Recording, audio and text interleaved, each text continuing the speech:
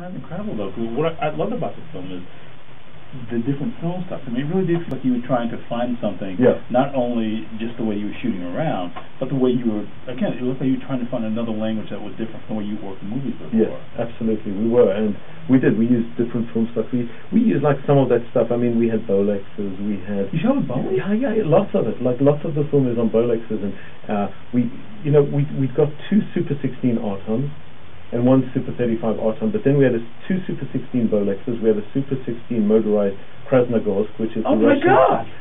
We had another Super 16 wind-up camera. We had a bunch of Russian... Where did you find it? Well, Nick had one, I had a couple. We bought some on eBay. We bought some cameras. We bought we bought these Convath cameras, which are Russian 35 cameras, on eBay for $800, $600. All the time-lapse was done on one of them that we modified. And so the whole idea was to go as low-tech as like we possibly could, you know? Slap the film in, shoot. And that's why it is like when you see the raid on the building, those shootouts, it is multi-camera, because we'd shoot everything, we'd break it down into bite-sized pieces and shoot them one at a time, but everything was shot in 4, 5, 6 cameras. Different stocks, different, whatever, you know, the time-lapse, whatever stock we could get that were leftovers from commercials, short ends, everything. We used every kind of film stock and every kind of... So that's what the film, because there's a real playfulness in the story. I mean, in the way you're shooting it. I mean, given that, you know, there's this kind of portentous, almost epic storytelling aspect, at least the way Lucky regards himself.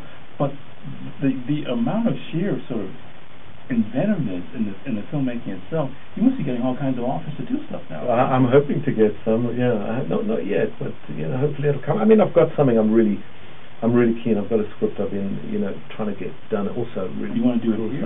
No, South African film. You know, everything I find that I like tends to be there. I mean, I'd love to do American films too, but it just seems to be where I'm. You know, it's just like I find these stories in South Africa, which are, I mean, so unbelievable. This one is about how Interpol at the very highest level gets infiltrated by the mafia, and it's set in Johannesburg. A lot of it's at the airport, and it's a modern day crime thriller. It's partway between, say, like something like Michael Clayton and The Bourne Identity, but it's 100% true story. You know, and is that your interest, basically? I mean, just to take these things that start off as true stories and to bring them into what you want. Yeah, but this one is, I want to do it so much as a true story with real names. You want to make a docudrama? Yeah, really like a big movie, but like, you know, like a kind of Bourne Identity, but you know, this is a true story. You know. Have you found since the opening of the film and the great positive reaction you got from moviegoers and the public itself that now there is money for you in the country, that you can get that development money? We'll see it when I go back and try again. I think so. I think also, you know, with the economic crash, things are more difficult. I think a lot of people would like to. I mean, I think it was just such a big hit there that people really do. And you know, I even started getting all these emails from South Africa, because there it was called Jerusalema and here it was called Gangster's Paradise Jerusalema, saying, "Oh, have you finally made the sequel? You know, is this like an equal or a sequel or a prequel or something? You know." The only person who said he didn't care was Gangster, who played the young Lucky. He says, "I don't care if you make a sequel. What's it to me? I'm out of it already." That's cool. You ready to? Yeah. Well, actually, I hope I've got all of that. But let's talk a bit about the World Cup. Why not? The World Cup, yeah. You must be thrilled about it. I am thrilled, yeah. Jeez. Who's your team, if I may? Bafana, of course. But, you know, I just like wish we, you know, like I look at the rugby team and they're so great, you know, and it's like the soccer team has just been so disappointing for so long, and I don't know why, you know. We've got like the most money, the like great infrastructure, and like people who just like, I mean, the population loves soccer, and somehow we've never managed to like translate it into like a national team, and I don't know why we've done it with all our other sports, but it's certainly doing better now than France is. Yeah, that's true. That was so great, and wasn't it? And did you see the French coach wouldn't like shake the South African coach's hand? Yes. Talk about a bad sport. Huh? Oh my God, that was astonishing. I mean, you must be loving the fact that there have been so many of these incredible games. I mean, like that great game today with the U.S. I watched that. That scored literally the last minute of the game. I mean, this has been really great theater. Yeah. I mean, I'm like really hoping the U.S. will do well. I mean, I just want to see like soccer do well here and become part of it. You know, I mean, I know the kids all play it and the AYSL, but it's just time. I mean, America, you know, time for America to do really well, I think. You know.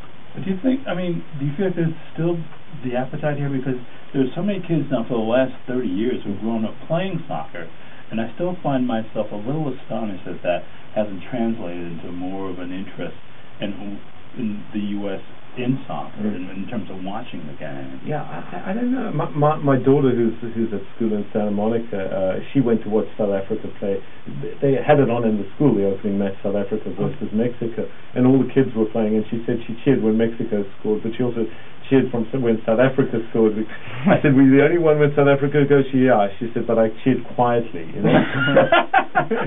And I said, well, but who did you want to win? And she goes, I was confused. But I just think it's so sweet. I mean, the kids are all going in and watching soccer at school. They're watching these matches, and the school's putting them on. So maybe it's changing. I don't know. I know it is.